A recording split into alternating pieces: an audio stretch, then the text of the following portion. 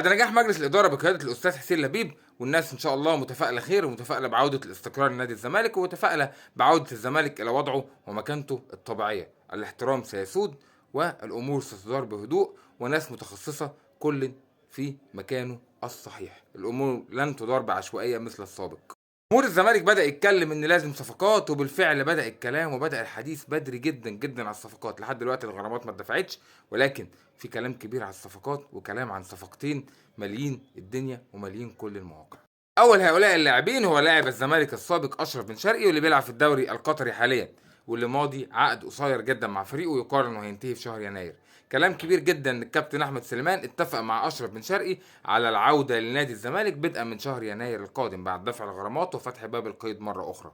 الكلام ده مش رسمي، والكلام ده مفيش حد من مجلس الاداره صرح بيه صريح، ولكن المواقع بتتكلم والناس في السوشيال ميديا بيتكلموا بشكل كبير ان اشرف بن شرقي قريب جدا من العوده لنادي الزمالك، وان كان في اتفاق مسبق بين الناس اللي موجودين حاليا في اداره الزمالك مع اشرف بن شرقي ان احنا هنيجي ويبقى في انتخابات، واول ما نبقى موجودين هنحل كل المشاكل وهنتعاقد معاك وتيجي الزمالك مره اخرى. عشان كده اشرف بن شرقي مضى عقد قصير الامد في قطر.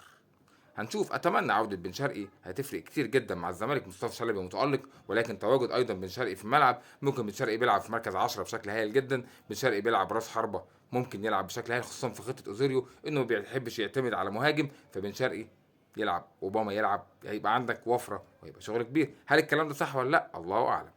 الصفقة الثانية هو عمر كمال عبد الواحد لاعب نادي مودرن فيوتشر. على فكرة عمر كمال عبد الواحد بنسبة كبيرة عقده بينتهي مع فيوتشر بنهاية هذا الموسم. في كلام كبير جدا ان الزمالك هيتعاقد مع عمر كمال يا اما في يناير يا اما في نهاية السيزون. الكلام ده النهارده قاله احمد شوبير، الاعلامي احمد شوبير، قال ان عمر كمال عبد الواحد قريب جدا من الانتقال للزمالك اللي بيفاوض بقاله فتره، والاهلي خارج الصوره، ولكن الاهلي قد يفكر في التعاقد مع اللاعب الفتره القادمه، ونشوف الامور هتروح فين. لكن حسب كلام احمد شوبير ان عمر كمال عبد الواحد قريب جدا من الانتقال للزمالك. الناس اللي موجوده في الزمالك هيحاولوا يعملوا صفقات، هيحاولوا في يناير ولا في اخر ولا في السنه الجديده. لا، هم هيحاولوا في يناير في حاله ان الغرامات هتدفع، وهم كان كلامهم الفتره اللي فاتت ان الغرامات جاهزه، فاضل حاجات بسيطه وهنبدا ندفع وهنبدا نتعاقد مع صفقات. التعاقد مع عمر كمال عبد الواحد مكسب ناحيه اليمين، وراجل جوكر، وراجل بيأدي بشكل هايل جدا، واحد من ابرز اللاعبين اللي في الدوري المصري السنين الاخيره.